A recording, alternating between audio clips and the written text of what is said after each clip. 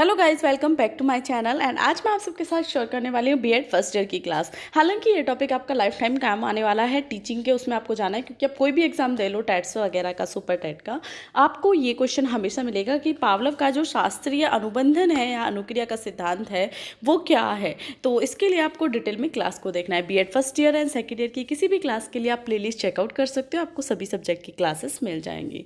तो इसे सबसे फर्स्ट आता है कि क्लासिकल कंडीशनिंग थ्योरी किसने दी थी, तो पावलोव ने दी थी। आपको इसका नाम याद रखना है। बीएड में इस टॉपिक की बात करते हैं तो ये क्वेश्चन आपका लॉन्ग में आता है।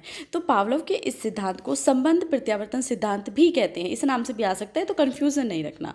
इस सिद्धांत का प्रतिपादन 1904 यानी कि 1904 में रूस के सुविख्यात मनोविज्ञान आई.वी. पावलोव के द्वारा किया गया था। और यह सिद्धांत शरीर विज्ञान से संबंधित है तथा इस सिद्धांत के प्रबल समर्थक व्यवहारवादी थे, यानी कि व्यवहारवादियों ने इसे समर्थित किया और इन्होंने इसे स्थापित भी किया था। व्यवहारवादियों के अनुसार अधिगम अनुकूलन द्वारा आदत का बनना है, यानी कि learning is a habit formation resulting from conditioning. इस सिद्धांत के अनुसार जब कोई अस्वाभाविक उत्तेजक कई बार स्वाभाविक उत्तेजक के साथ आता है तो व्यक्ति अस्वाभाविक उत्तेजक के प्रति भी स्वाभाविक प्रतिक्रिया करने लगता है। यानी कि अब थोड़ा कन्फ्यूजन आपको होगा, मैं बताती हूँ क्या होता है।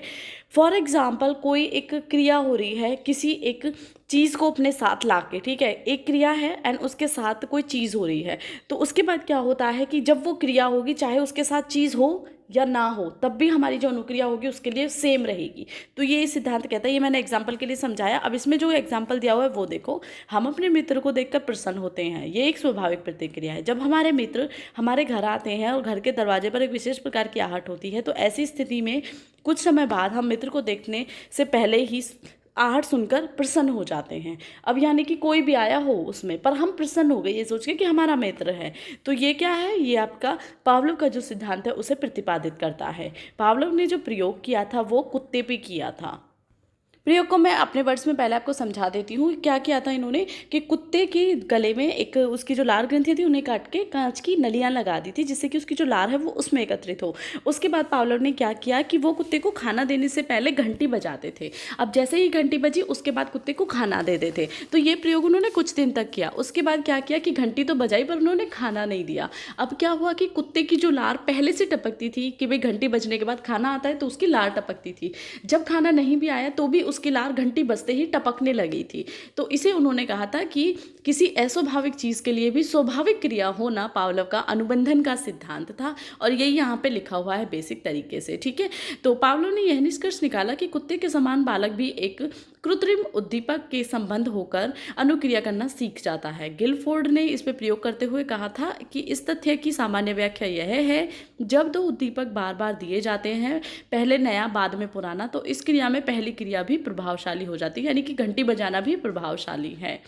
लेंडल ने इसके लिए कहा था कि अनुकूलित अनुक्रिया में कार्य के प्रति स्वाभाविक उत्तेजक के स्थान पर एक प्रभावहीन उद्दीपक होता है, जो स्वाभाविक उद्दीपक के साथ संबंध होने के परिणाम स्वरूप प्रभावपूर्ण हो जाता है। अब जैसे मैंने आपको अपने वर्ड्स में समझाया ना, अपने वर्ड्स में लिखना, कोई दिक्कत नहीं होगी, बहुत अच्छे मार्क्स गेन करोगे। जितना अपनी नॉलेज के अकॉर्डिंग लिख सकते हो, अपने वर्ड्स में क्वेश्चन को लिख सकते हो बीएड में, वही आपको कोशिश करनी है और वही मैं आपको हर एक क्लास में समझाती हूँ। डिक्टो कॉपी करने की, रटाफिकेशन करने की आपको ज़रूरत नहीं है। अब आ जाता है कि अनुकूलित अनुक्रिया को नियंत्रित करने वाले कारक कौन कौन से हो सकते हैं। वो तो इसमें सबसे फर्स्ट है आपका भावात्मक प्रेरक। अनुकूलित अनुक्रिया को नियंत्रित करने वाला सर्वाधिक प्रबल कारक भावात्मक प्रेरक है। और भावात्मक अभिप्रेरक जितने अधिक सबल होंगे, अनुक्रिया उतनी ही होगी तथा उत्तेजना एवं अभिप्रेरणा के बीच जितने अधिक सबल अभिप्रेरक होंगे उतनी ही अधिक स्थायी उसके प्रभाव होंगे। यानी कि भावात्मक प्रेरक जो है वो पावलोव का जो प्रयोग था उसमें मेन इंपॉर्टेंट फंक्शन या फैक्टर्स की तरह वर्क करता है। इसमें आपका सेकंड पॉइंट है उद्दीपनों की पुनरावृत्ति, यानी कि जो उद्दीपन हम यूज़ कर रहे हैं उसे व्यक्ति के स्वभाव का अंग बनने के बाद बार बार उसे दोहराना, ये भी आपका वर्क करता है एज अ फैक्टर्स। थर्ड है इसमें अनुक्रिया का प्रभुत्व, यानी कि उद्दीपनों में अनुकूलन अनुक्रिया हेतु अनुक्रिया पैदा करने की शक्ति होनी चाहिए तथा अनुक्रिया को पैदा करने हेतु तदनुरूप भी उद्दीपन भी होने चाहिए। यानी कि पावलोव ने अपने प्रयोग में घंटी बजाने में भूखे कुत्ते को भोजन के साथ संयुक्त किया, न कि भोजन की घंटी बजने के साथ। यानी कि उसने क्या किया कि भोजन के साथ किया, कुत्ते की भूख को, घंटी बजने के साथ नहीं, भूख के साथ उसका संबंध है, ये आपको समझना है। क्योंकि लार मात्र भोजन से ही पैदा हो सकती है, किसी अन्य वस्तु से नहीं। तो वो घंटी से नहीं पैदा होती थी।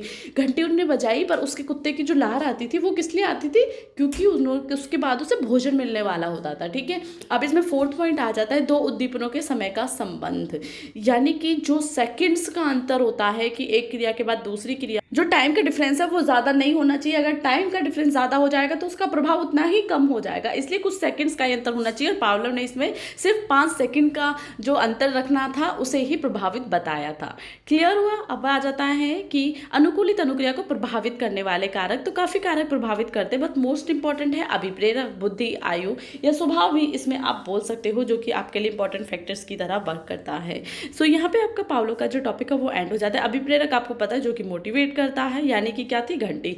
बुद्धि हमारी जो अनुकूलित या स्वाभाविक चीज़ों के प्रति जो हम रिएक्ट करते हैं वो बुद्धि हमारी डिपेंड करती है या प्रभावित करती है। आयु सेम, आप छोटे बच्चे के साथ इसी प्रयोग को करोगे तो आपको फर्क अलग मिलेगा, बड़े के साथ करोगे तो आपको रिजल्ट अलग मिलेगा। तो आयु भी इसमें काफ़ी हद तक वर्क करती है।